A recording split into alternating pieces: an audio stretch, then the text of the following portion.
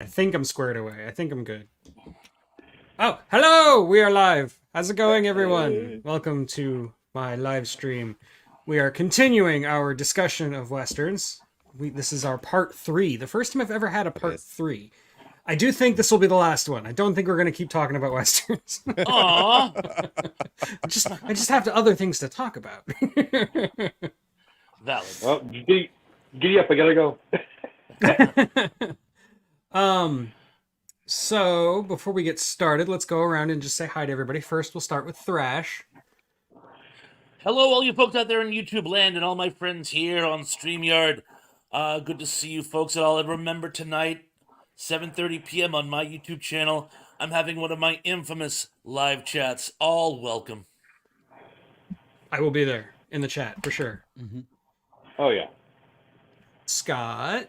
Oh, hello. I am Scott, the man who watches birds and polishes turds. Okay, and you, sir? Member of From Here to Paternity. Go ahead. Lance. Hi, guys. Hi, everybody. Hope everybody's well. Happy New Year. Again. And last but not least, I Mr. am Damien. Damien, the D-Man, man with plans. Part of From Here to Paternity, and happy New Year to everyone. Nice to see you. Is it wrong that every time I hear the name Damien, all I can think of is the Omen? Yeah, me too. Damien. It's, most people, that's the. I have to admit, it seems I can't be the only one. Every time I hear Damien, I'm like, you little devil. If you saw me first thing in the morning when I get up before I have my coffee, then yes, for sure. Oh, and I do want to mention that today at 2:30 Eastern. I thought it was one. It would be 1:30 1:30 Eastern, 2:30 1:30. Central. Yeah. Right. Is that the math? Yes. Come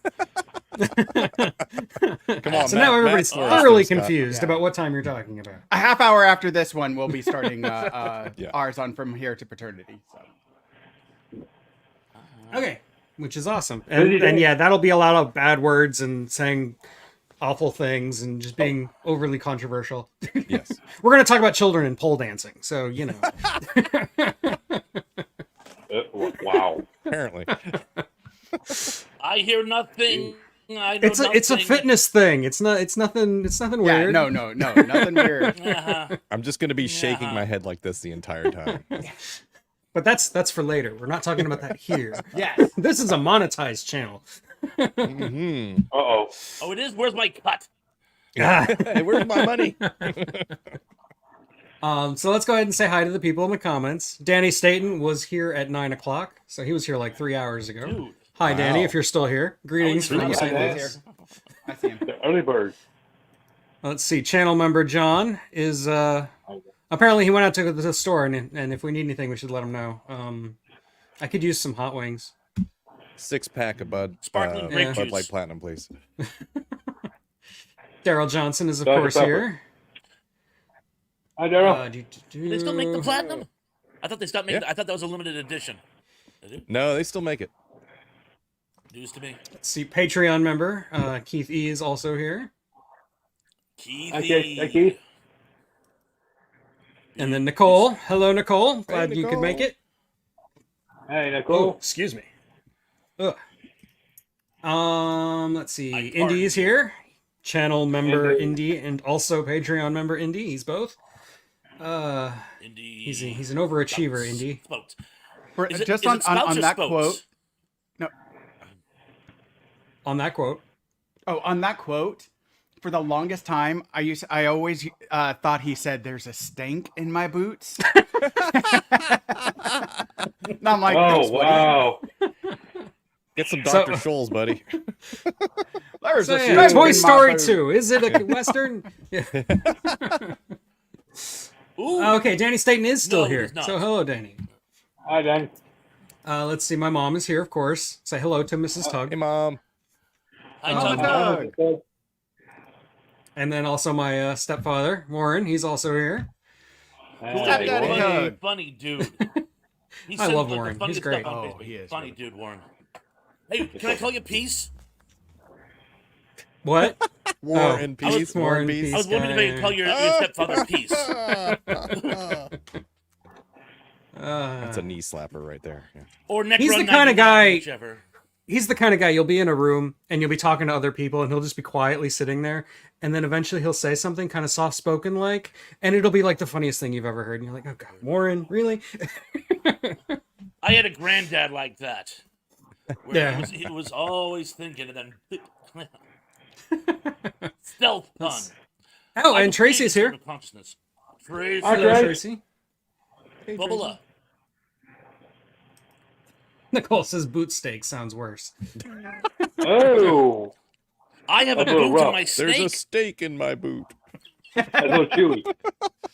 Hey, it just keeps from like the blisters. That's all. It protects from the blisters.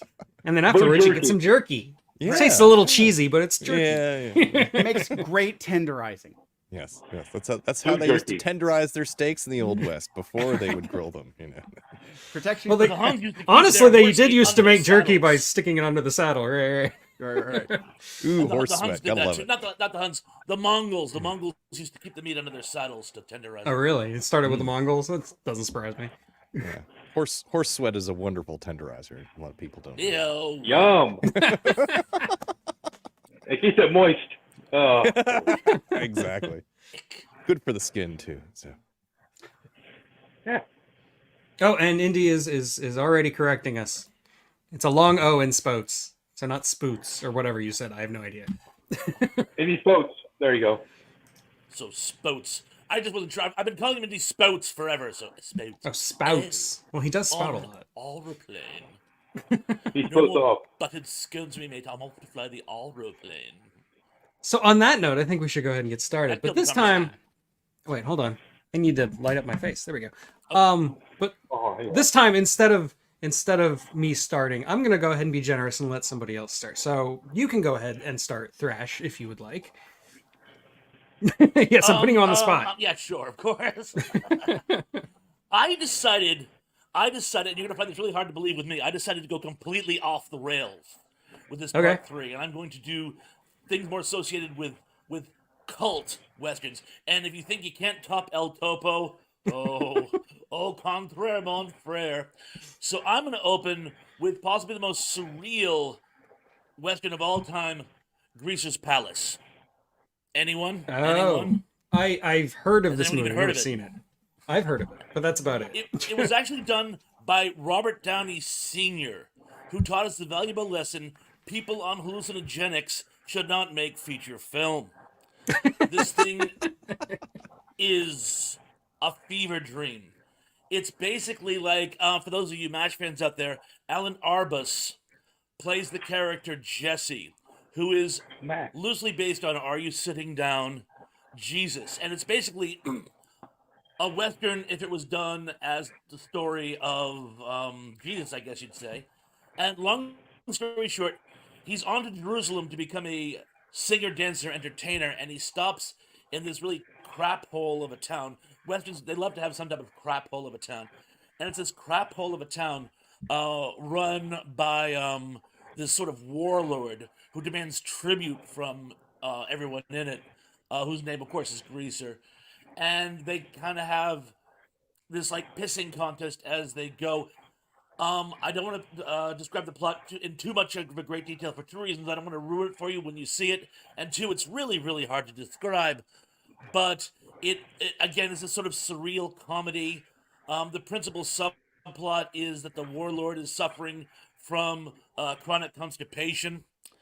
A very young Tony Basil shows up as an indigenous shaman who does all her scenes topless. That in and of itself is worth watching the film. Apparently, it And has again, Hervé Alan Villechaize Arbus in it does too. this sort of song and dance routine, and it's brutally That's obvious.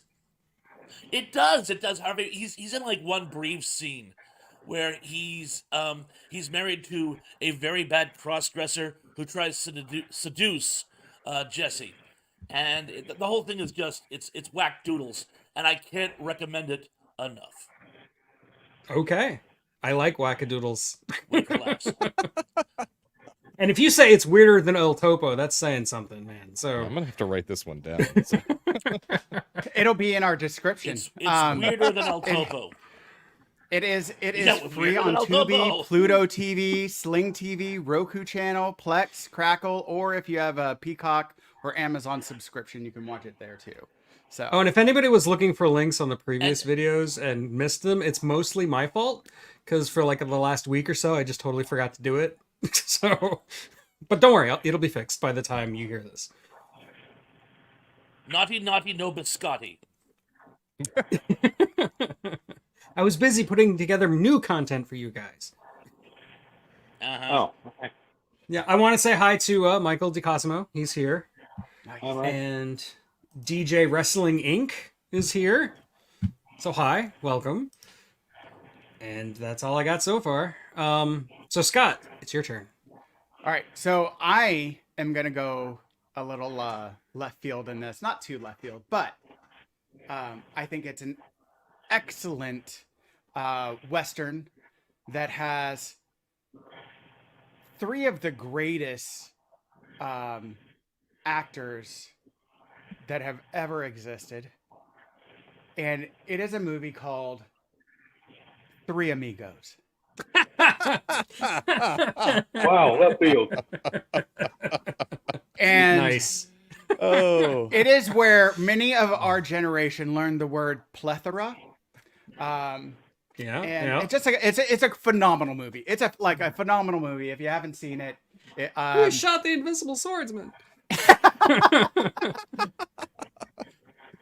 And three they Western danced three Western actors are requested by a small Mexican town to come and save them from some banditos. It's the Because- Seven Samurai, but with three amigos. Yeah. Right. Yeah. And so they thought that these actors were real heroes and everything, and so they have to come to this town, which they think is just a publicity bye, Nicole. stunt. Sorry, she has to. And- leave. Yeah. So And so Bye, Nicole. Bye, Nicole. And so thanks for dropping in. Hilarious humor ensues when these actors have to try and save a town that they are not trained or prepared to do so. And so, Yeah, because they're just like movie stars. They're not Yeah. actual. Yeah. Yeah. and so it's great. It's one of the best. It's to me, like, as far as it's up there with Blazing Saddles as far as like Western, what you can do with a Western comedy. So. My brother and I used to do the salute that like do. Yeah. Yes. Yeah. Yeah, we used to do that all the time. Yeah. I've not seen that movie in so many years. I haven't but seen it in yeah, a really yeah. long time either, but I still remember it because I used to Yeah. watch it a lot when I was That a was kid. a great movie back then. Yeah, so that's one I just thought like everybody, and it's free on Tubi. Oh, I gotta update this, because I had last month when I was getting this prepared, it was only on AMC Plus, but now it's free on Tubi, free on Pluto, and free on Roku. So Yeah, just for the record, we did talk about Blazing Saddles, I think, in the very first part. So We it did, has yeah. been The first talked one. about. Yes. I Great think it's the first movie we covered, to be honest with you. It might have been. One of the things It was the first one I brought I up, like I about think. Three Amigos is it really captures the whole much like Blazing Saddles. It captures the concept of Hollywood Old West with actual Old West. In Right, this yeah. case, it's doing it in a very comical way. But they were two completely and totally different things. And when you try to reconcile the two, it becomes what's the perfect recipe for a farce. Another thing I really liked about Blazing Saddles, I bite my tongue, Three Amigos is, and this is legit. A lot of people don't, when they think of the Old West, they think of the 1800s, the period immediately following the Civil War, and that may have been its golden age. But the truth of the matter is, the Old West continued into the early 20th century. Mhm. And thus, I mean, the film industry did exist while the Old West was still going on. And World War I was actually going on at the time. So there's a subplot where they actually pull the Germans in. The Germans actually did have a plan. They were going to take part in one side of the Mexican Civil War, arm it with better weapons, So that side would prevail, and then use them to march into the southwest United States to sort of draw attention away from the Western Front. It was a very far-reaching plan, but it was legit. And they actually mentioned that in Three Amigos. So I'm like, the people who made Three Amigos, they kind of did their homework here. And so you kind of give it to them. It does kind of hold water. Oh, yep. That's He is frozen, and again, we forgot to take bets. Somebody's got to be on that. 15 minutes, man. I don't have my glasses on, so I can't tell. But is my No, pose you're- okay? How do I look? It's No, all right. You look great. You look You've done great, worse. actually. I have done much worse. And No, you again. actually Not look too like bad. you're like almost either professorial or like So, Bach. so Fascinating. 15 minutes into the stream, Yes. we have that. Okay, Lance. Do you have anything for us? How about Silverado? Yeah, I think we talked about that one, didn't we? Yeah. we Jamie covered brought that one, up. yeah. Yes. But it's a good, movie. one. Yep. Yeah. Or how about a series, The Wild Wild West? Oh, it is Oh. interesting. Nobody's mentioned that yet. Yes, Definitely Gordon, better yes, than the West. movie. Oh, No, Conrad, not the one Will Smith. No. Oh, I know. Nobody would be wanting to talk about the actual movie. It's terrible. My favorite character on the show was Loveless. Of course. Yeah. Yes. Loveless was amazing. I can't believe him and it was him and Richard Kiel in the same scene. What? I want to bring up this like the movie of Wild Wild West is bad. Like what? It's funny. Yeah. That is like movie gold. Like that's gonna be in like the Hall of Fame. Like when the aliens come, or when our ancestors, or not our ancestors, when our future selves dig up our treasure trove and they come across the Wild Wild West, they will say that Kenneth Branagh, Will Smith, and Kevin Kline are Salma Hayek. just. They'll build statues to them. There will be a massive. I'm all for marble building a statue of spider. Salma Hayek. yeah, I Yeah. know. Yeah, for sure. Yeah. You know what? Scott, What's I just want to say one thing. The sarcasm bank called. They're overdrawn. yeah. What's funny about the Wild Wild West movie is that of all of the Western movies that came to mind when I thought about when we started talking about doing the Western stream, that one did not. Not once come into my head. Even though it's a Western for sure, it's like to me it's like in my memory banks as a Will Smith movie. Not, Well, the funny, in my opinion, it is the second worst adaptation done by Will Smith. I wonder if you guys can guess what the first one is. Gee, I think I know. And that's the only good thing I can say about Wild Wild West. It is not the worst. How are we talking adaptation about this of movie? Will Smith. Yeah. Okay, sorry. My Because bad, we hate it so much. Yep, Diane. And Will Smith hit Chris No. Rock, and I'm never going to forgive him, and I want to make fun of him for the rest of his days. Will Smith, if you're watching, nah. Oh, I'm making a face at you. You can't tell because I'm frozen. But consider yourself face made at. Yeah, no. That's telling him, huh, guys? But it is a great TV show. I like the Wild Love the Wild TV West. show. It was one of Oh, those yeah. shows that my parents used to watch a lot when I was a kid, and I kind of resented them for it. But then later in life, I discovered it was actually good. You know? And James Ross Bond Martin is all actually, Ross Martin auditioned to play West, but they felt he wasn't good looking enough. So they actually, originally West was supposed to have a different sidekick each week who would consequently get killed.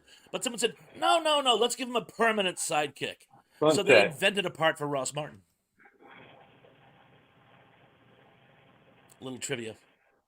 Nice. Linda Lovelace's uncle or great grand. Okay, so And well, I just want to put out, Go ahead. because I'm going to add this, but if you want to watch Wild Wild West, the TV series, I'm not going to look up the movie, but the TV series, you can watch it either free on Pluto or if you have an Amazon subscription, and I highly recommend watching that. It's an I excellent have Yes. the box set. Yeah, absolutely worth it. and if you really need something to hate watch, I mean, you can watch the movie. Yeah. You'll not like it, but that's the point, right?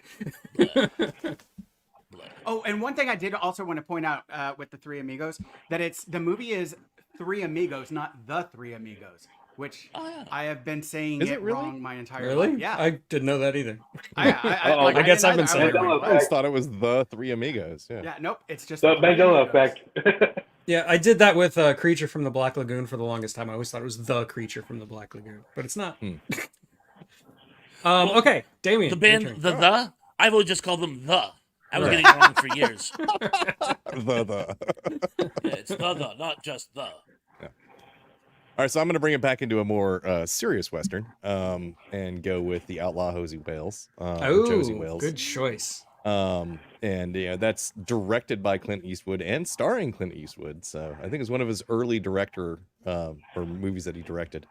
But also has Chief Dan George in it, and I love Chief Dan George. In just about everything he's ever been in. Sandra Locke, Bill McKinney, John Vernon. And it has a 91% on Rotten Tomatoes, which is pretty impressive for a Western movie at that. So A spaghetti Western. yeah, Yep, another spaghetti Western. yeah. But so everybody's probably seen the movie. Everybody here seen it? Oh yeah. Okay. It's been a while, but I have seen it, yeah. Yeah, it's good movie. Takes place right at the tail end of the Civil War, and Josie Wales is a farmer in Missouri, and he's living the good life as a farmer. He's has a wife and kids, and everything's good, at least in the first like 30 seconds of the movie. And then the Redlegs come in and just kill everyone, basically, leaving him alive. To I guess to think about the fact that he was a Missouri farmer afterwards. I don't know why they left him alive and killed everyone else, but is what it is. And so he, learns how to shoot and joins the I guess it was the Missouri Bushwhackers, which were basically a Confederate guerrilla group at the time, fighting for the Confederacy from the, not straight up fighting on the battlefield, but in the, in the background kind of thing. And they are eventually convinced to quit, to give up to the Union, at which point the Redlegs decide that they just want to kill all these guerrillas because they're they were been hacking away at them little by little over the last few years or whatever, and decide they're just going to kill them all while they're surrendering. Well, Wales catches what's going on and wipes them all out with a Gatling gun they just happen to have in one of their wagons, unattended. Or wait, no, I guess there was somebody in there. And from there, he escapes with one of the other soldiers who is shot, and they have to go on the run, and there's a bounty against him, and he meets up with Chief Dan George, who I can't remember the name of his character in the movie. It was like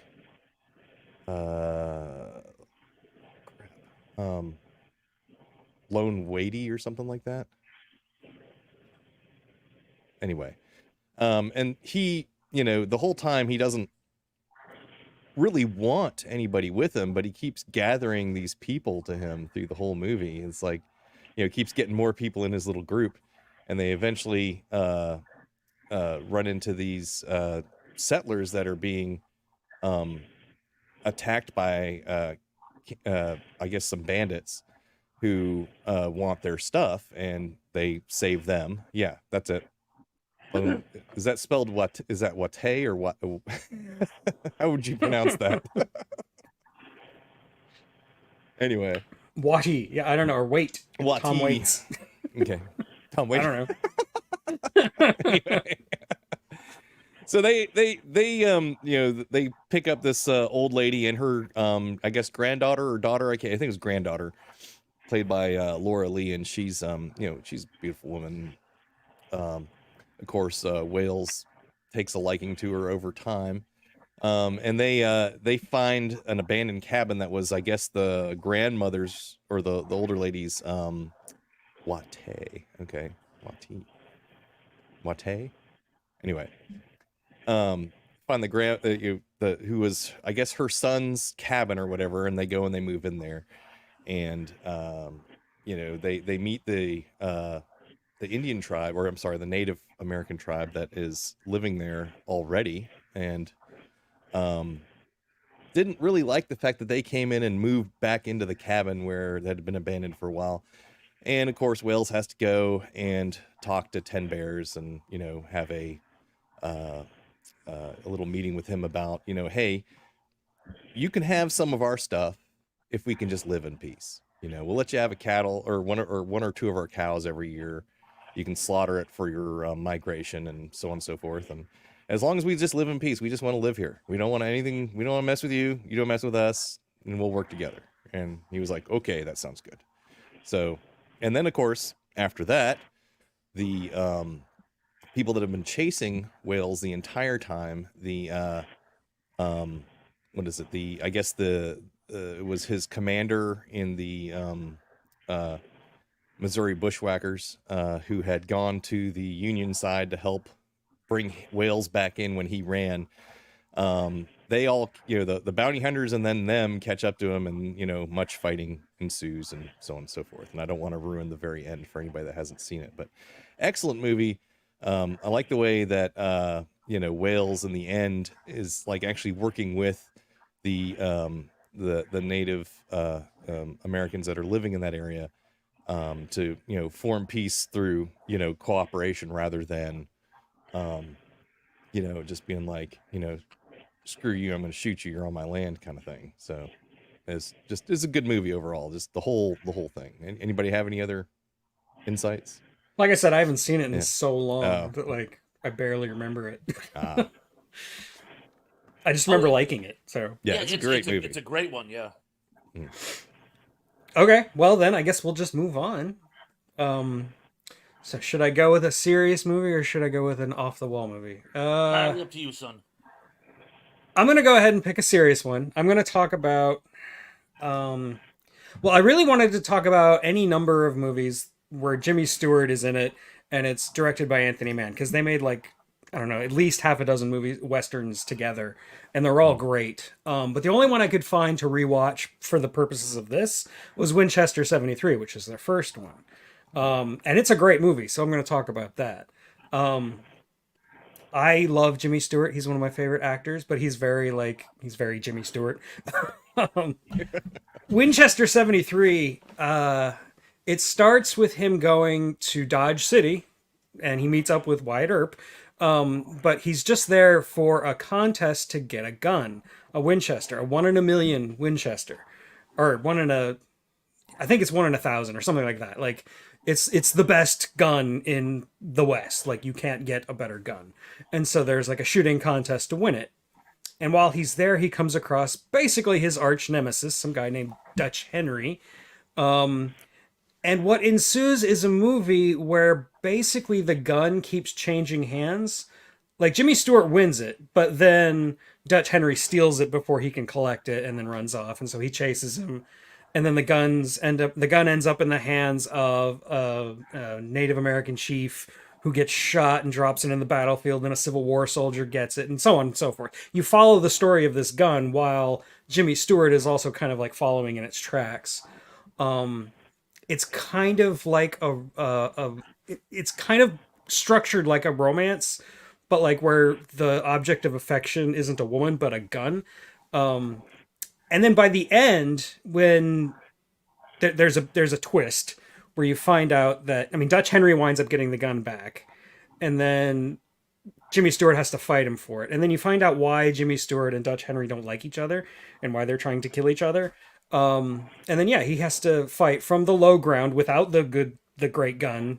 And they have to have a shootout on this like cliff with Dutch Henry having the super gun and him not having it. And it's just one of the best like final showdowns in all of Westerns that doesn't involve Clint Eastwood. So I don't know. I really like it. And like I said, I just like anything where Anthony Mann and Jimmy Stewart work together because they made so many good movies. So yeah, that was the one that I could find. And I think it was on, I'm sure Scott will tell you, but I think it was on Amazon Prime or something like that. Yeah, not any longer. One. Right now it's only on Stars. Oh, really? Yeah. So yeah, I haven't seen that this one. Month. I'm gonna have to. This month it's. I've had to update some of my lists too. Like I'm like, oh, now it's over here. And so. No, it's a really good one. Yeah. But if you can get your hands on it, I also highly recommend The Naked Spur. It's probably my favorite of the Anthony Mann, Jimmy Stewart movies. It also has Shelley Winters in it, I think. It's really, really good. But like I said, I couldn't rewatch it, so I can't really talk too intelligently about it. So if nobody has anything else about Winchester 73, I pass it on to you, Thrash. Oh, back to me? Oh, okay. Yeah? I must confess I have not seen Winchester 73, hence my lack of any Wow. input. I know, crazy, huh? I haven't either, but I love A anything. movie I that do Thrash love, has not seen. I know. Jimmy Stewart, Clint Eastwood, and um, of course, John Wayne. John Wayne. Thank you, John Wayne. That's what I was gonna say. John Wayne. Like those three. Like if they're in a western, you got to watch it. So Check. Well, I'm going to go with another comedy. Since we started with comedy today. And I'm going to go with one of my favorite 60s matinee comedians of all time, James Garner, in a Western he did called Support Your Local Sheriff. Ooh. This film is great. It's the typical story. The man's basically he's a grifter and he's kicking around the South, and through um, one little shenanigan to another, he ends up becoming the sheriff in this southwestern town, which is completely and totally lawless, and he has to actually create law and order. And he's not a hardened veteran gunfighter. He's basically a con man. So he basically has to use guile and deceit. It's almost like something out of the Odyssey. He uses like his powers of deception to basically bring the town into order. Principal bad guy who is absolutely hysterical in it is a very, very young Bruce Dern. Oh, I love Bruce Dern. yeah, Bruce Dern. Bruce Dern is amazing. This is just like one type of scene that'll really illustrate the whole point. He goes into the sheriff's office, and it's your typical little like Western lawman shack. And there's a cell, but there's no bars anywhere on the windows or at the front of the cell. And they go, we ordered the bars, they just haven't come in yet. And he goes, huh? And he goes, I got it. He gets some red paint, does like a little dribble on the floor, and then they bring in Bruce Dern, and he goes, what? There's no bars? Nope. How do you expect me to escape? And he points at the red stain on the floor, and he goes, well, what's that? That's the last guy who tried to get out. And Bruce Dern sits down quietly, like, okay, you got me. And Jack Elam plays his de facto deputy / sidekick. And of course, there's a love story in there as well. And it's just this really fun rom-com comedy Western spoof that I caught like on one of those Saturday matinee channels years ago. And it's just so much fun. So I want to read that into the record. I haven't seen it, but yeah, my mom apparently has. Anybody else? Anybody else have anything to say about it? Apparently not. No, it's one of those that I saw like with my family like long time ago, and so like hearing that I'm like, oh yes, I need to watch that one again, because I just remember like again, it really is a I remember fondness with it, and James Gardner is a phenomenal actor. Him and westerns are great, and so it's definitely worth to me rewatching and everything. So, and it's free on on Pluto TV. Excellent. All right, well, it's your turn, Scott. Shoot. Okay.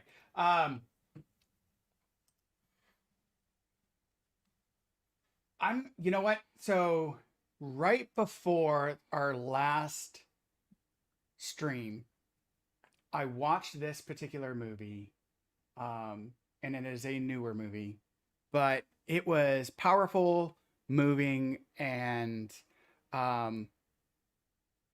it's towards the end of the Western era, and to me, I think it still counts, and that's Killers of the Flower Moon. And I like the only thing I didn't like about so it's a 3-hour movie, so it is sit in there, right? Like, and what was it, the Pioneer Woman Cook or whatever cooking show? Like her husband apparently, his family owns all of the land that's taking place in this, that was owned by this Native American tribe. Um, so like he apparently, his family owns it now, and so it's like it is a long-standing issue, and it truly um, it like actually happened. Um, One of the things I was upset that they didn't talk about was when it opens up, you see people going into um, the um, financial disbursement office, and they had basically a lot of them had surrogates, right? So you were either indigent or you could actually like have your money, and many of them were indigent. And what they didn't go into is why were they indigent, right? Here are these grown people, and why were they not getting their money? Because what had happened was on this indigenous tribe's land, um, they found oil, right? And so because of this, per capita, this tribe had the highest per capita wealth in the entire United States. Um, yeah, I know. It's one of those like, wait, what? Like, yeah. It's No, very random. yeah. It's one of those like, wait, for real? Yeah, for real. So, this land that they were given based on like legal treaties with this nation of people, like when you look into the history of how we renege on those contracts and those treaties constantly, um and now a lot of the tribes are trying to buy back the land that they were that's rightfully theirs, right? So I live over in the West, and that's a big thing right now is a lot of the Native American tribes, especially with casinos and stuff like that, have been able to garner enough revenue that they're now buying back the land and the buildings that are on their reservation, right? That were kind of like gradually taken from them.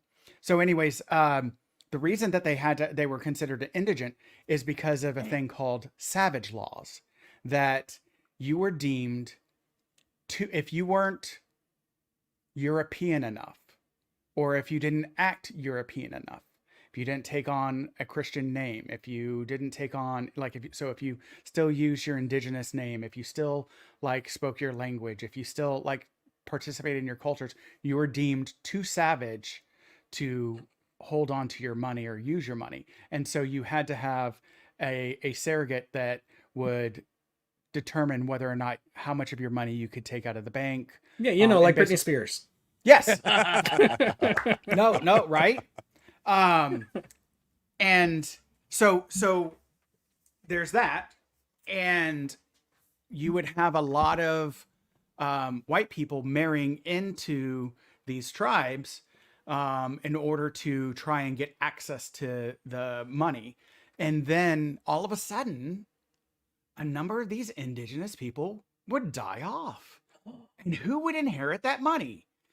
And after they married that person and they died randomly because of, these strange sicknesses, all of a sudden, they would marry another person and that person would die off. Yeah. And this is with regard to one particular man who had his, both of his nephews marry in, and how basically they tried to wipe out an entire family. And that eventually, like the tribes were trying to get private detectives that were getting killed, and like all these different people to try and come in and investigate this, and also go to Congress to plead for this. That eventually the FBI came in, investigated, and did an investigation, and you'll have to see what happens. But yeah, it is like, it's one of those that just kind of like, because this is also around the time that the Tulsa bombing happened and occurred. And so it's it's a really important and powerful um, movie that tells a true experience in our American history that we don't necessarily hear about. That I you wonder know, why. yeah, I know, right? Yeah, I think bringing attention to things like that is important. But I haven't seen the movie. It's not because of the movie. It's because I don't like Martin Scorsese. I know I'm a cinephile who doesn't like Martin Scorsese. It gets I get yelled at a lot. You don't like Martin Scorsese? It's It's those a eyebrows, great man. I can't get past them no matter how long. Well, the I movie is. mean, you got a point there. So. Come on, you got gray beard, gray hair, yet the blackest eyebrows. There's something wrong. Either you're dyeing it, and if you're dyeing it, why? And then using like just of all for things, men. right? Like I just for men, but only just for the eyebrows, right? And if it's not, then there's something truly evil within you. So I get it. Hey, Now, just to clarify, like I respect the hell out of him. Like he is an auteur and he deserves his reputation. I just don't like his style. That's all it is. It's a Even preference Taxi thing. Driver. Okay, Taxi Driver, I do really like Taxi Driver. I will give him that. I don't hate all of his movies. He's not like the one director who I don't even watch his movies anymore is Quentin Tarantino. Martin Scorsese, if it's good enough, I'll see it. But his excesses are a little much for me. That's all. This one is a long movie, and so it's one of those that you got to buckle in for. And Oh, it's, thank you, Indy. That makes me feel so warm and fuzzy inside. I usually don't get any support. I can. There's certain movies with Scorsese that I'm like,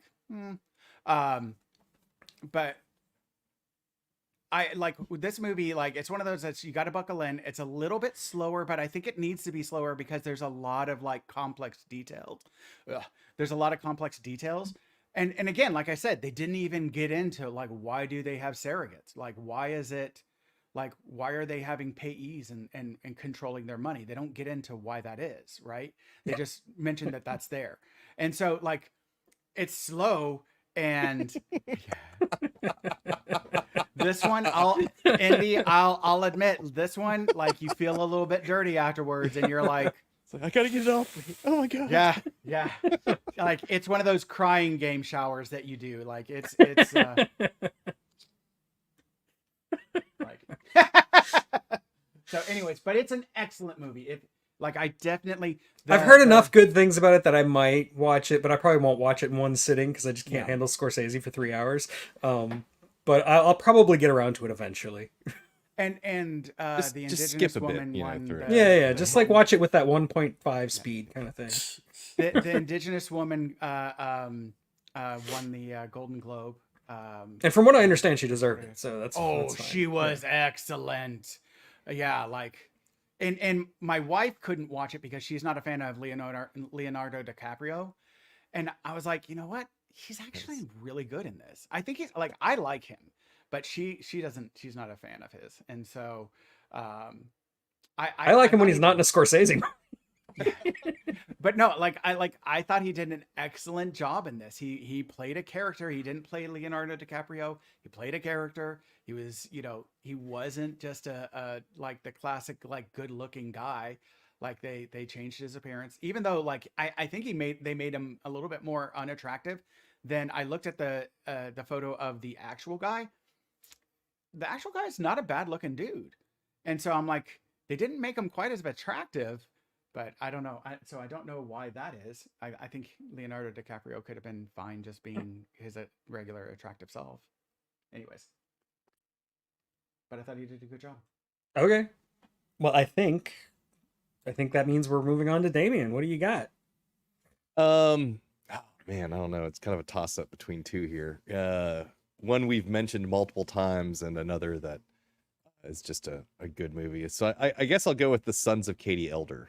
Okay, good one. Yes, that was on my list. Yeah, it's another John Wayne movie. Got John Wayne, D. Martin, Martha Hayer, Michael Anderson Jr., Earl Holliman, a couple others. Oh yeah.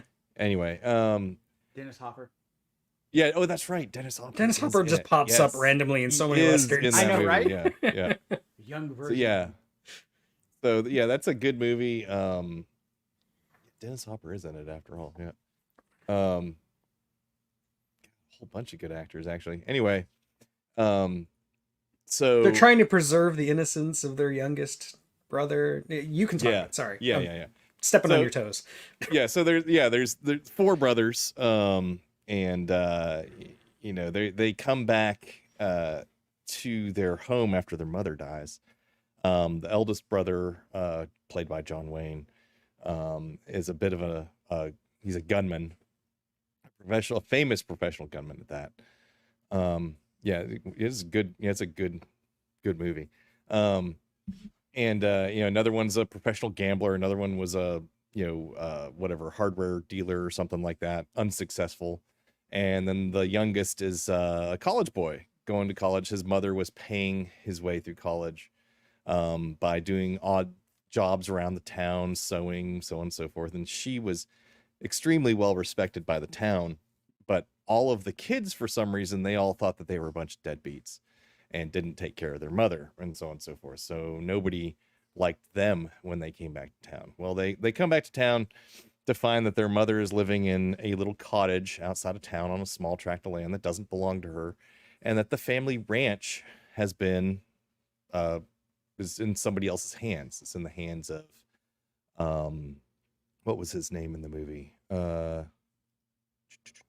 Morgan Hastings, who's a gunsmith and entrepreneur, who apparently, they find out later, won the ranch from their father in a card game that he lost, and then subsequently was shot in the back when leaving afterwards. Just, you know, that just kind of happened, and nobody really questioned it.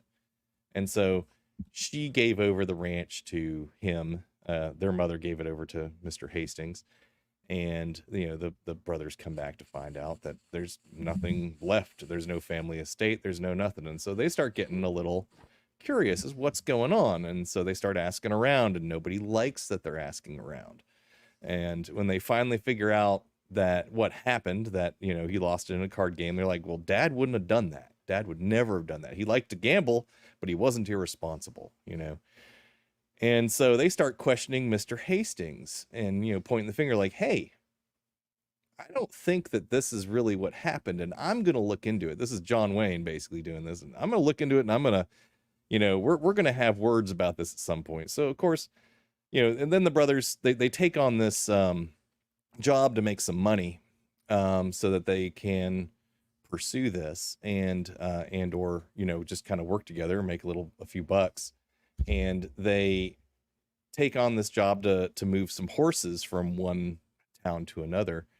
And while they're gone, the Mr. Hastings, Morgan Hastings, shoots the beloved sheriff in the back while he's trying to come to the house where they were staying at just to talk to him. I can't remember exactly about what, but shoots him in the back, and then he frames them for it because he was at their house and they're all of a sudden gone. So, you know, well, why did they leave? So they get together a posse, they go find them, they take them back to town, and then they're like, you know, well, we're going to send you to this other town for trial. And while they're transporting to the other town, you know, this posse, this huge group of people show up to basically kill them all four of the brothers. And of course the brothers, they don't, you know, they're not going to take that lying down. So they, you know, they jump out of the wagon, hide under the bridge, blah blah blah, get some guns, start There's like shooting back. explosives Yeah. involved. Yeah, It's a there were great explosives. Yeah, shootout. it was great. It was a great fight scene. Explosions and, you know, gunfire, and one of them takes a hit. Does one of them die right there? I can't remember. I think one of them either dies or Yeah, I think the youngest, near death. not the youngest, Yeah. the second youngest. Yeah. The guy who was in Forbidden Planet, that guy. Yeah. Yeah. Dies there, that scene. And the younger brother gets a gunshot, and they all get in the wagon, they go back to town and hide in the I guess that was the stable or whatever. It was either stable or the blacksmith. I'm getting a something. lot of different westerns Yeah. like shuffled Kinda- around in my brain. I think it was It's a kinda hard to keep stable. track. It was something like that. It was a large building where, you know, some horses may have been. But so they hide out there. The sheriff, you know, the new sheriff comes or whatever, and they talk to him or you know, about it, and he's like, hey, you know, we didn't do this. You know, we're not going to take this lying down. The man, that we need to, we need to have a real judge, or we need the marshal from, the other town to come over, and we'll give ourselves up to him. In the meantime, the gambler brother decides that he's going to go and kidnap the son of Mr. Hastings. Yeah. You're not having a heart attack, are you, Thrash? I don't think so. I'm getting this tingling on my left side. Is that important? He had a stroke. Now you've made him anxious, and now he's going to have a heart attack. Yeah, Thanks, ironically, Soper. now he's Super. caused the blood pressure spike. I'll have to take my Lysortin. Oh. Thanks, Zoop. I appreciate that. Anyway, hello, Zoop. Welcome. Hello, Zoop. Thanks for How's it joining going? us. So ultimately, they, John Wayne, he decides that he's going to go take care of this with Mr. Hastings, and gets out of the barn in the middle of the night. It's just funny how nonchalantly and how easily they just, we're just going to leave the barn and go walk through town, and nobody like stops them or anything. It's like, they make a big deal of them hiding in shadows and stuff a little bit, but it's like, yeah, that's, somebody would have noticed. But anyway, so he goes and, breaks in, shoots the place up, and ultimately there's kind of a stalemate in the gunfight in the gun store, and so he gets out and shoots a barrel of gunpowder, and of course this place is full of gunpowder because it's a gunsmith gun store place. All of your sporting goods requirements are there, kind of thing, and kaboom, blows it up, killing Mr. Hastings in the process, and of course ending the feud. So, but it was a spectacular explosion, wonderful, and I guess they kind of clear their name in the end. I think that's kind of left ambiguous because that's kind of the end of the movie. It's one of those movies that just kind of ends. There's Yeah. not really a lot of wrap up. There's a little bit of falling action just after that, but it's like basically I'm leaving town kind of thing. So, but yeah, anyway, it's a very good movie. That. I've seen Really? That. Oh yes. Don't tell me. Billy the Kid versus Dracula. Billy the Kid versus Dracula. Dracula played by Carradine. John Carradine. Wow. John Carradine plays it. I've never heard of this. Oh, you are kidding. I have me. no idea. It's Okay. actually hysterical. Thank you which is so funny much, 'cause Danny. What was It that was- other one it was done that as a came out a few serious years work. ago? Like Lincoln versus was it Lincoln versus werewolves or something? Something No, like Lincoln the that. Vampire Hunter. Vampire Lincoln the yeah. Vampire. Yeah. No. How about Cowboys Danny. versus Aliens? We'll just bring them all in here. No, Danny. That movie like, disappointed me. I wanted that movie to be good. I think everyone Danny. wanted it to be good and just it didn't. It's one of those where the idea of the movie was better Yeah. than the actual movie. Kind of like Yeah, Snakes on a yeah. Plane, Yeah. Okay, I am putting Billy the Kid versus Dracula on the list, and you can watch it free on Tubi or Plex. And I am absolutely going to watch that because even though it's 18% on Rotten Tomatoes, I don't care. I must have that in my brain. 18%.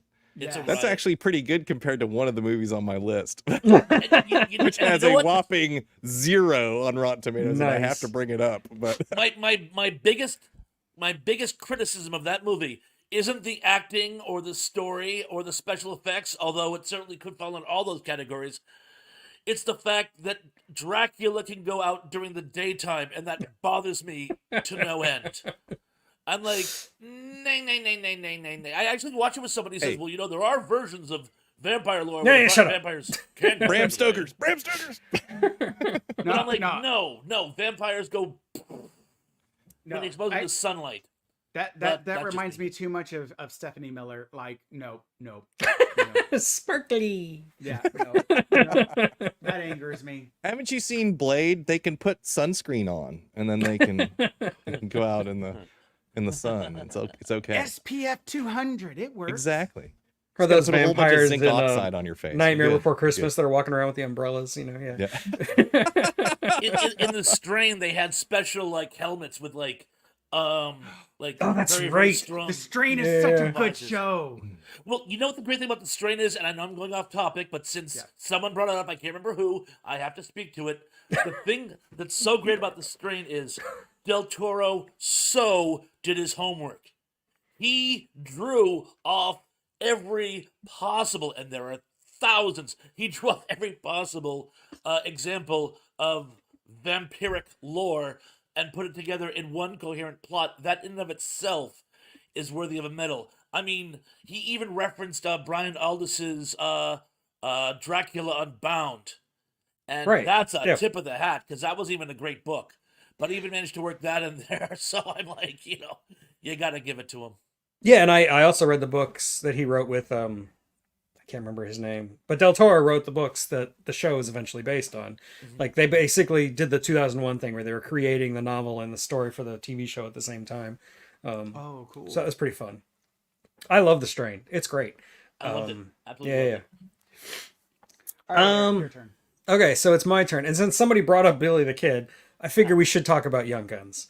Yeah. Oh yeah, I'm excellent. surprised we haven't, to be honest with you. That's like Yeah, I was I was waiting for wondering if like somebody Billy would. the Kid to show up at some point, and like Yeah. It's on my list. Yeah. this is in my opinion, this is the definitive Billy the Kid because Yeah. he's a psycho.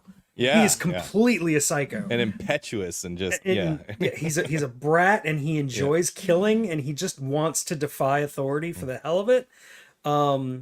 And you start the movie, he's kind of portrayed as the hero, but as the movie goes on, like you start to see that his relationship to all the other people in his posse it's basically a toxic relationship, and they're all kind of like subservient to him because he's such a psychopath and such a like charismatic psychopath. I think they're all afraid of him a little bit. They do become afraid of him by the end, especially Yeah. when during the shootout at the end.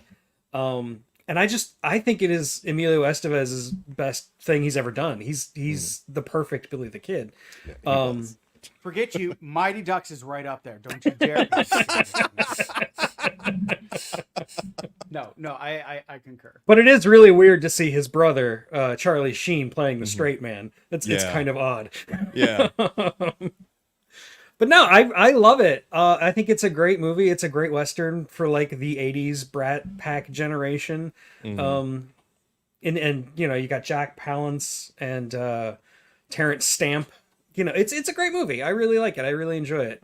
And like I said, the portrayal of Billy the Kid, I think, is the most close to reality that I've seen. And usually Billy the Kid is more legend than fact anyway. Yes. So, yeah, it gets my Terrence stamp of approval. nice. I've been saving that one.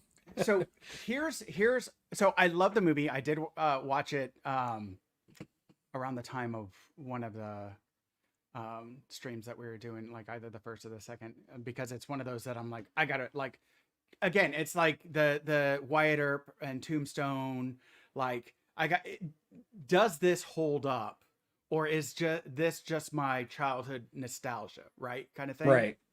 And I do think that plays a little bit, like it There kicks is some it of up. that. It does Yeah. have some 80s excess that's kind of cringy today. Yeah. like I do think my nostalgia, and I'll always hold on to the fact that I love this movie, right?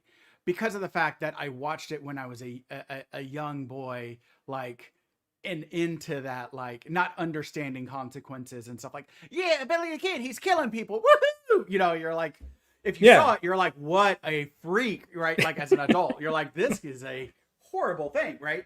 But like as a kid, you're like, ooh, explosion, like, what was it? I watched Challenger, and it like when I was in first grade, and I remember that all the boys were like, yeah, when it blew up, and all the girls were crying, and we were like, why are you crying? And they're like, people died. And we're like, wait, really? We just saw an explosion, right? I saw it Yeah. with my own two eyes. I was in Yeah. Orlando. I could see it. Yeah. And And so I mean- so it's one of those there's this disconnect with young boys, right? That adolescent disconnect, right? And so like in watching this, you're just like, so that to me that feeds in some of the nostalgia. And I think that's also some of the things with when you're a young person that watches westerns, right? Like like there's that black and white, good versus evil, good versus bad, kind of play, right? That is this black or white thinking, and the gray isn't so discussed. And so with this movie, like, my nostalgia will always contribute to like how great it is. but in rewatching it, yeah, like some of the 80s like synth rock music that plays. Hey, into I it, love I'm that like, Bon Jovi was song. Shut up. Just about to No, bring no, up no, no. that The Bon basically Jovi song is movie was phenomenal, right? The whole movie was like a video for Blaze of Glory. you know? Yeah, Blaze of Glory. In a I don't care. blaze No, of that's a glory. phenomenal, right? But Yeah. I mean, I'm just talking about like even just like the soundtrack. But yeah, like not the especially soundtrack, right in the I'm beginning sorry, when the you see score. like Billy the Kid running in the beginning, Yeah. and it's just like this Yes. weird rock electric guitar Yeah. synth for some reason. It's like, Yeah, you're like, it's so out of place. this is not a didn't- Western. Like, where? Didn't Bon Jovi do the whole like soundtrack? Like, wasn't it? I don't know. That He might have- album basically the soundtrack. No, for If you the told movie? me that, it but wouldn't like, surprise me. Like the I score, think it was. The score Yeah. was even like this, like not just even the score. Yeah, I know. We're talking about the score too. Yeah. Yeah, There's like a the lot of score electric is this guitar in the score weird- for some reason. Yeah, and I would really love for it to get updated, and a more Western score to go with it. Like I think that would just to me like because I think as I'm watching it, it just sort of like throws me as an adult throws me out of the like these two things don't match. This is not how it should be, right? And so as a young person, I was like, yeah. But as an older person, I'm like, this square peg into round hole does not, connect, right? And so, yeah. So that's my like my only beef. But like the actors like Dermot Mulroney, like Lou Diamond Phillips. Lou Diamond. That's Phillips the movie that was- made him, man. and he was my favorite character. He's the best like, character in the whole movie. Yeah. Like everyone has guns, and I'm like, you know what? If I'm Lou Diamond Phillips in this, if I'm Chavez, I'm bringing a knife to a gunfight because that guy is freaking amazing. Like, but like Casey Simzeko, like as Charlie, like I don't remember anything else he's ever done in his life, but his character where he's constantly like asking about like the language and the words, like that's right, Oh, right? yeah. Like, yeah. And he's always trying to like learn the words and stuff like that. Like made me love this character so much. Right. That just the heart of the character. And then also some of the death scenes, La Bamba made Lou Diamond Phillips. Yeah. True. Good correction, Indy. But no, like, for us young men, this movie made him. Like, This maybe this in movie like, was actually on my The real list world? to be discussed during the first westerns. Yeah, mine too. It's been on my but list I the whole never- time. Yeah, I never talked about it. Yeah. But yeah. So and, like the death scenes, like And are Terry great. O'Quinn is the lawyer, and Yeah. he's in like a lot of any western from like the 80s and 90s. Terry O'Quinn shows up. He's just there. Yeah. He's Locke from Lost. If you have no idea who he yes. is. He's one of those people where he shows up in everything, but for some reason people only remember him as Locke Right. from Lost. But he was in everything. I swear to God. I always remember him as the stepfather. That's like the first thing I ever saw him do, and that was like in the early 80s. So Why am I just drawing a looked. blank? That I was sounds You looking don't know at- the I can't place it. stepfather? Well, I'm He's- trying to place it. He's like a serial killer who goes after whole families, and he like works his way in, and he like falls in love with. It's like he's a Hallmark character, like a Hallmark Christmas movie character, but he winds up murdering the whole family in the end. Like that's Was his this a shtick. Made for TV movie? I think it was a made-for-TV movie. Yeah. There's something in the primal swamps of my memory, but again, there's a lot of swamp in that primal. So It's great. Just don't confuse it with the remake. The remake is terrible. No. I'm looking at the list of actors in this movie, the cast, and there's a person that I did not realize, and I'm gonna have to like watch. Dermot it yet Mulroney. again. No, I just realized this too, Scott. Is it Tom Tom Cruise. Cruise? Oh yeah, he was a gunman. he's only in it for He's like been 2 shot. frames. You can barely see him. He must have Yeah. just been like on the set that day, and they were like, "Hey, you want to be a gunman on?" That's that thing? Wanna actually be an extra?" exactly what happened. Tom Cruise Oh, said, no "You know what? shit. I've never been in a western. Let's do it." And they dressed him up and had him get shot during the shootout at the end. Yeah. He's one of the random people shooting at the house. Oh, that's That funny. is crazy. I did not realize that. I was like, You have to Google image search to find I, him, or I else just like did That's that, and I'm amazing. looking at it. I'm That's like, cool. yeah, that's fucking him right there. Sorry, I just shouldn't have said a bad it's word. okay. We're over an hour in. It's Okay, all right. Algorithm won't get you. all right. Damien doesn't get any of the like monetization money royalties. because he is constantly trying to like No pennies for derail you. Mm. it. Yes, that's right. Your 2 cents is going back into the pot. Wait, I think I got a quarter here. I'll give it back to you. How about There you that? go. Pennies from heaven. That's right. Not a And yeah, weapon. Sean Ennis, I've I got a didn't see you novelty slip coin in, you can Sean. have. Hello, How Sean. about He brings up that there were a series of Stepfather films, and he's right. I don't think I ever saw any of them but the first one and the remake, which is awful. Anyway, Yeah. Who's up next? you are Thrash. Me? Oh, Lottie Da. Okay. Never well, seen that one. Umbrellas of Cherbourg. Do you know, I used to think Umbrellas of Cherbourg was a World War II film because It Umbrellas sounds was, like it, kind of. Yeah. well, Mhm. the Luftwaffe name for parachute troops was umbrellas, and Cherbourg was in Normandy. And it's Right. like, no, it's this romantic comedy. I'm like, I like my concept better. But moving forward, I'm going to pick another off the rails. I'm going to pick the Alex Cox modern take Western farce, Straight to Hell, starring Dick Rude and Cy Richardson. Wait for laughs. You've gone too obscure for me. No idea. You're familiar with Alex Cox? He made Repo Man. Yeah. I know who he is. Yeah. Okay, cool. He made this. It takes place in present day, but it's basically a remake of Django Kill. And the premise is simple. This group of really incompetent bank robbers, actually they're contract killers. The person they're supposed to kill, it goes horribly wrong. They end up heisting a bank so they can pay off the gangster they're working for because they know they're in Dutch and have to kind of compensate him. That goes terribly wrong.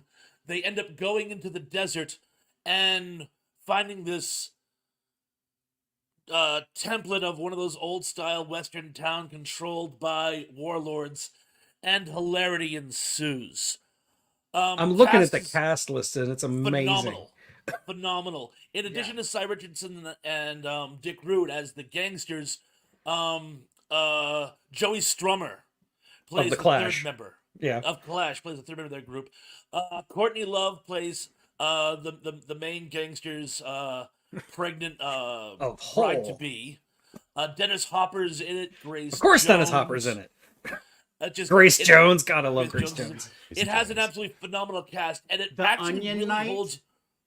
holds water as a Western, but there's a lot of really weird, almost surreal differences. Like, for example, no one, apart from our gangster heroes, no one drinks alcohol. They all drink coffee, but they're like addicted to coffee. So when they go into battle, they have to have their fix of coffee or they're no good. That sounds like an Alex Cox thing. Yeah. That sounds like me in the morning right there. That's- Well, and Where's my coffee? it's a really amazing movie, a total farce, but a lot of action and a lot of like surreal humor, and it's a must watch. Apparently, there was a massive director's cut released about 10 years ago. So, Really? What's the name of it again? Straight to Hell. Straight to Hell. By Alex Cox. Yeah, I'm just reading the Wikipedia. It sounds fantastic. It sounds like so much fun, but apparently it was a ginormous flop. It crashed and burned, and then the ashes burned, and it went downhill from there. Well, I guess it was marketed very poorly. I don't even think it ever got a theatrical release in the United States, but the marketing was terrible, and it was a disaster. Some people think it actually derailed Alex Cox's career in and of itself. Yeah, because he disappeared after the 80s. Yeah. Anyway, we have nothing to say. We have nothing to add. So, Well, if you haven't Scott, seen it, it's hard to comment I'll on. add. I that want to see it now. Like, it sounds It's free great. on Tubi, so watch it. Like, and as Cat Williams told us, like, if it's not on Tubi, then you haven't done anything. And so, sorry, had to pull that in. I will bring up a movie I just truly love, and that's the assassination of Jesse James by the coward Robert. Howard John Ford. Yep. I knew this was going to come up at some point. Yeah, to me, that's just one of the like, first off, Jesse James, like, I'm not a big fan of the like outlaw heroes. right? Because oftentimes they're too romanticized, because they are earnestly like they're killers, right? And yet we're romanticizing killers. That's like sit there and like romanticizing Ed Gein, which I'm sure there's some people that do. Well, Joe's not here, so I know. Angry Santa is not here, but romanticizing, serial killers, right? And sociopaths, and like especially like if we were to sit there and romanticize like some of the worst people in prison, right? That would seem so obscure to us today, and so. I think there's a difference between trying to understand what makes them tick versus romanticizing. So I think that's where like a lot of people, at least today, will go into like trying to understand what makes these people tick. But Jesse James to me is one of those, and some people, someone like Indy, I'm waiting for Indy to correct me on this or whatever. But I like Jesse James to me is the outlier, because like to me, and again, this may have been a bit of romanticization that I got caught up in or whatever, but like I don't agree with the South. I don't agree, with the Confederacy or anything like that. But like his whole thing was this, like wanting to earnestly continue that battle, and a little bit of, like seeing the oppression of the federal government, like the oppression of the Reconstruction, and robbing these banks that were what he saw were robbing his people, and he really did become a bit of a Robin Hood, an American Robin Hood to me, in my perspective of him, and that there's this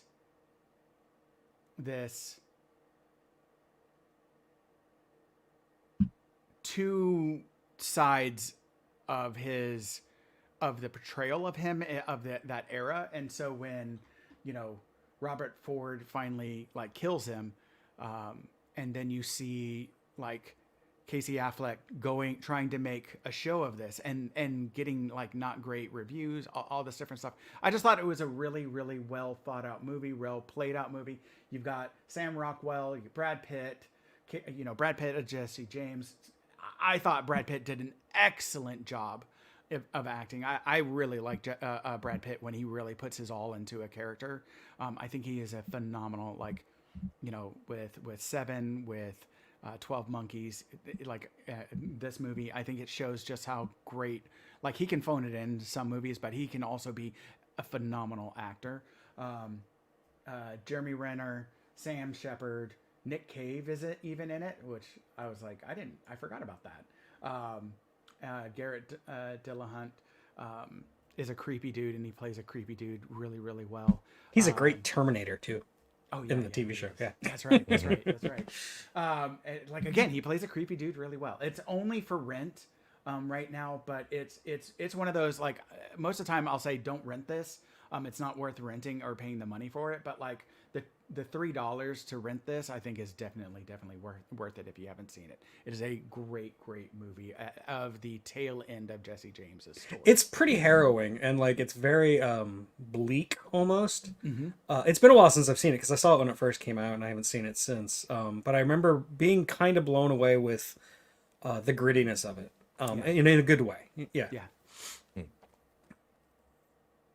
And Casey Affleck is amazing in it. He's really good. Yes. Like, again, all of those actors, like to me, I like Jeremy Renner as an actor. I'm not sure like how many people really like him, but I like Jeremy Renner as an actor. I like Sam Rockwell is phenomenal, right? He can do no wrong. Casey Affleck is phenomenal. Jesse James Brad Pitt is phenomenal. Like, they are really high quality actors, like, playing in this. Every time I hear the name Casey Affleck, I think of the character he played in Good Will Hunting. Oh, I don't know why. I think of the Dunkin' Donuts commercial. On SNL, yes. He got that perfect. I can attest, because I'm from that area. He nailed it. That's exactly what those folks are like. But that movie is it is an actor's movie, in that like every actor is having a chance to be very deep, intense in their roles. Like it's the kind of movie where they can just shine and be actors, and do their thing. And I like movies like that sometimes. I'll earnestly I am really the one of the things that upsets me about it is that there's no Oscar nominations, there's no Oscar wins, no award winning for this. And it to me it earnestly like you said, it gives you the opportunity to really give it your all. Yeah. And it's a truly artistic movie, right? And the actors did. And the direction, who was it that directed it? Yeah, exactly. Wicked smart. Oh shoot. We're not talking about that, John Wayne. Anyways, but yeah, no, it's just it's excellently done, and the fact that it didn't get any kind of award nominations or actual awards, to me is a travesty. It was very under the radar. Like there was no Yes. marketing for it that I remember. It just dropped, and that was it. And again, that's why I have issues with the award ceremonies and all this, because it's not about the quality, it's about the marketing. Yeah, it never really has been. Like even in the golden age when I actually respected the Oscars, it was never really about what they say it's about. It's about who you bribed and glad-handed. So That's one way to put it. That's a very nice way to put it. It's a PG way of putting it. Right. It's for this channel, and so we can go further in our other channel. In our other stream. Right. The dirty stream. Ew. Oh, I just heard that in my head. That sounded vile. I know. That was the goal. It is vile. Andrew Dominic. That's who directed it. Sorry, Andrew Dominic. Okay, Andrew anyway. Domination. Anyways, go ahead, Damien. Oh, it's my turn. Okay. I have, this will probably be my last one because we're already, We're getting there. an hour and Yeah, 16 we got in. there, yeah. We'll have a round robin at the end where we'll name the movies that we feel like definitely have to be named. Yeah, before I was going to ask if we're going to do that because Yeah. I got a list of probably 6 other movies I'd like to at least honorable mention that I didn't bring it Yeah. up, that are even better than this movie. But I'm going to bring this one up because we've mentioned it a few times already, and it's a decent movie. It's not a great movie, but it's a decent movie, and that's Quigley Down Under. Oh, yeah. Tom Selleck. Yeah, Tom Selleck. Tom Selleck to me should have been in a lot more westerns. He's great. He is perfect for a western movie. That mustache, I mean, come on. That mustache alone, it puts you in western movies right there. Bye, Tracy. Bye. Thanks for joining us. So, Matthew Quigley, who is played by Tom Selleck, is an American cowboy with a special skill, a skill that has been, I'm sorry, wrong movie. He has a specially modified rifle and the ability to shoot 900 yards, which back then that was like, that's not possible kind of thing. And he gets recruited by a man in Australia who needs somebody with a special skill to come in, shoot, as he thought, dingoes, and so he takes a trip across the Pacific and goes to Australia to go shoot dingoes for, Alan Rickman, basically. Yep. who is awesome. doesn't have a whole lot. He doesn't have a huge part in the movie, but he is very present when he is, in the scene. This movie is really mostly about Tom Selleck and Laura Giacomo. Is that how you pronounce her? Giacomo. Giacomo, Who who I had an plays abs- Crazy Cora. Crazy Cora. Yeah, so And I the have an movie is- absolute crush on that woman. Oh my yeah, God. she is beautiful. So this movie is mostly about Matthew Quigley and Crazy Cora. And anyway, so he gets to the ranch where Elliot, is it Marston? Yeah. Who's played by Alan Rickman, basically tells him, you're going to be killing Aboriginals because they're all over the place and they're in our way. and we don't like him. And he's like, no, I don't shoot people, you know, and I'd really rather just go back. And he has a little altercation with his men and whatnot and blah, blah, blah. And they beat the crap out of him, put him in a wagon, him and Crazy Cora, and drag him out in the middle of the desert and basically try to dump him. You've seen enough westerns to know where this is going. Yeah. And of course, you know, they somehow best the guy and blah, blah, blah. They get the, you know, their stuff back and are now having to walk through the desert and yada, yada, yada. And they meet up with some Aboriginals and make friends and so on and so forth. And they have to, you know, fight the bad guy, the ranch owner in the end. And, you know, he does some crazy shooting. Where, you know, from a distance, one of my favorite parts of that movie is you see the people get shot and fall down, and then you hear boom. It's like that's actually accurate. But I remember watching this back in the early 90s and just thinking it was a really cool movie because of the stuff that they did with the sniper shooting basically in this. And interesting fact, to pull a Quigley or do a Quigley in sniper circles is when you kill two people with one shot.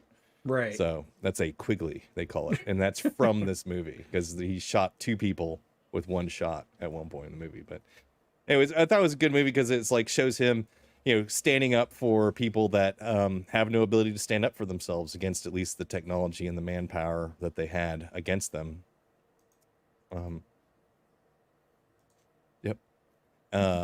And you know, that he's just a very upright, forthright person. And he even like takes Crazy Cora under his wing when he finds out that she, you know, what she's been through and why she's gone so crazy, you know. And in the end, I guess they kind of sort of fall in love and go back to America. And that's, you know, wraps it up all nice and a little heart, no little bow on it and everything. And so decent movie. You know, didn't get great reviews. You know, long-term Rotten Tomatoes is 55%, which ain't great. But, I mean, it's kind of a, you know, in a way, it's a bit hokey, but yet it's also, you know, it's got a warm place in my heart, and I just had to bring it up. No, So, it's yeah. great. Like, I'm the same. Like, I remember it fondly from the early 90s. It was that and Mr. Baseball were my two favorite underappreciated Tom Selleck movies. That's another good one I haven't seen in a while. Yeah. Yeah, I gotta I watch need to that one watch again it, too. Yeah. God, They're kind of like intermixed in my brain for whatever Yeah. reason, just because of Tom Selleck. It's the mustache, man. It's like it's stays burned into with my you. memory.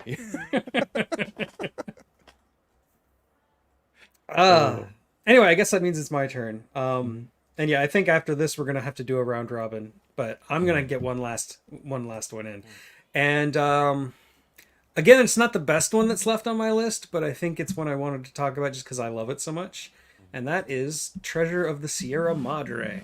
You got Humphrey Bogart playing Dobbs, one of the best like Western bastards ever on film. Because I mean, this movie it's pretty straightforward morality tale about greed. Humphrey Bogart plays Dobbs, and I don't remember his partner's name. They're just basically two drifters, and they find out that there's gold in the Sierra Madre. They find out from an ex-prospector, and the three of them go and they try to get the gold. They find the gold, like gold dust in bags, and there's bandits and yada yada yada. And you just slowly start to learn just how evil Dobbs really is, like, and how little caring he has for other people. And this is Humphrey Bogart. It's great. And I think that's why I like the movie, is Humphrey Bogart. He steals this movie. This was one of Stanley Kubrick's favorite movies, oddly enough. I don't know. I really, really like it. It's a great movie, and I feel like it needed to be mentioned. So, Bogart. I have not seen it.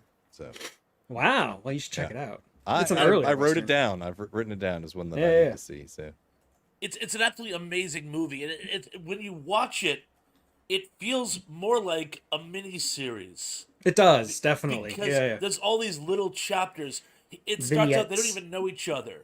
They bump into each other and end up getting jobs as wildcat oilmen whose boss withholds their wages. Oh, So they go on a right. quest to get their money. And it's like one little chapter after another. So you really feel like you've been like following their adventures.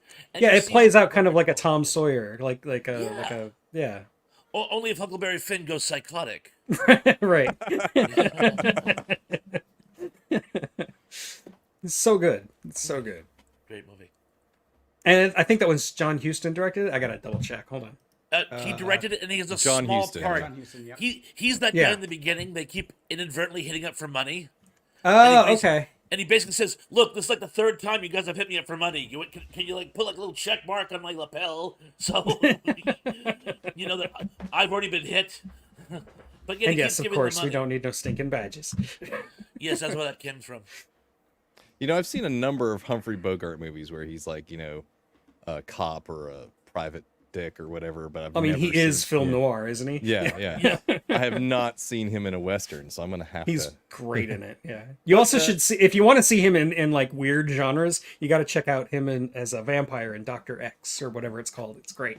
It's terrible, but it's great. I did not know that. Wasn't he in The African Queen? Oh, he sure was. Yeah. Okay. Yeah, Yeah. African Yeah, Queen. that's yeah. a great movie too. That's a but great that's movie. of course Not really a different Western. genre Yeah. altogether. But No, I've always been a fan of Humphrey Yeah. Bogart. He's Oh, yeah. great. And he's one like his career didn't even start until he was like in his late 40s. And that's Yeah. fantastic. You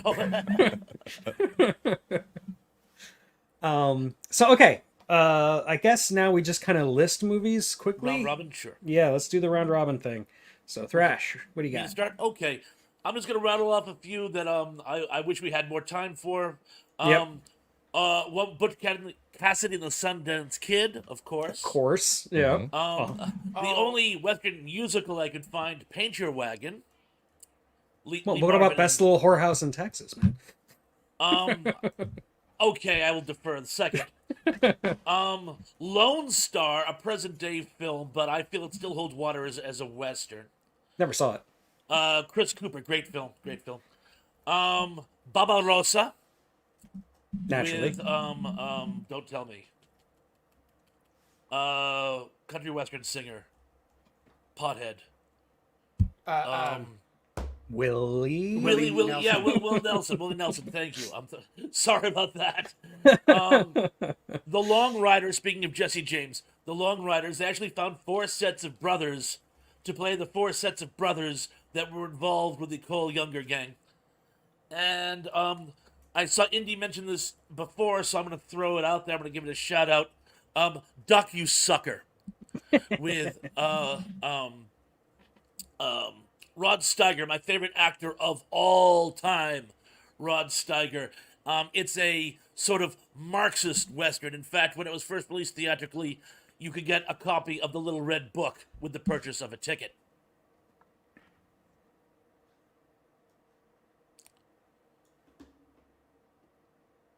And that's it. Oh, okay. Sorry. I was pausing for dramatic effect. No, that was the last of my list. I'm sorry. So fun little thing is that I watched Butch Cassidy and the Sundance Kid. My wife and I did on our honeymoon, actually. Wow. Okay, interesting. So, at which I was like, you know what? This is a great metaphor because we're just gonna go down swinging together. And so, Say. anyways, okay. So for me, High Noon, really liked it.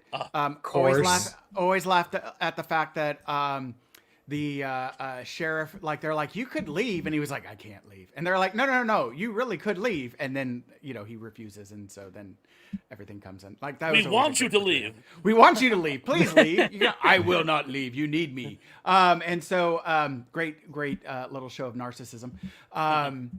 Django Unchained. Yeah. Outlaw. Okay, The Outlaw Johnny Black. It is a newer movie. Never It heard of is Michael Jai White. It is a comedy. It is phenomenal. Absolutely. If you say Michael J. White like 3 times in a row, like Candyman, I'm pretty sure the martial arts film freak will show up in the comments. You know what? I should have said that at the beginning of this. 'Cause Yeah. Anytime he shows up, I'm a happy man. Free State of Jones, excellent. It's free on Tubi. Watch it. News of the World, I really love that. Tom Hanks did a great job with that. The Salvation, that's Mads. Nicholson? He's the only Mads I know. Yeah, Mads Nicholson. Excellent. He does a phenomenal job. Great movie of revenge. And then the Proposition. It's an Australian Western.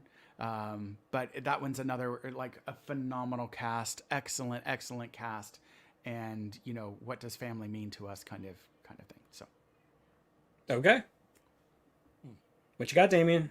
I see that Zoper Xplex brought up Ballad of Buster Scruggs, which is one that we talked about in the first Western movie. But yeah. Damien's been trying to get us all to watch it. Yeah, I actually rewatched it last night. Amazing movie. I love that movie. So anyway, watch it if you haven't seen it. So what I'm going to bring up is The Ballad of Lefty Brown. Very good movie if you haven't seen it. I'm not going to go into it, but you should watch it. We mentioned it previously, but didn't really talk about it. McClintock, that was another good one. Yep. That's another good John Wayne movie. The Quick and the Dead. Sharon Stone. Yeah, that one was decent. It's very 90s, you know. Yeah, I don't think it's aged very well. No, it has not.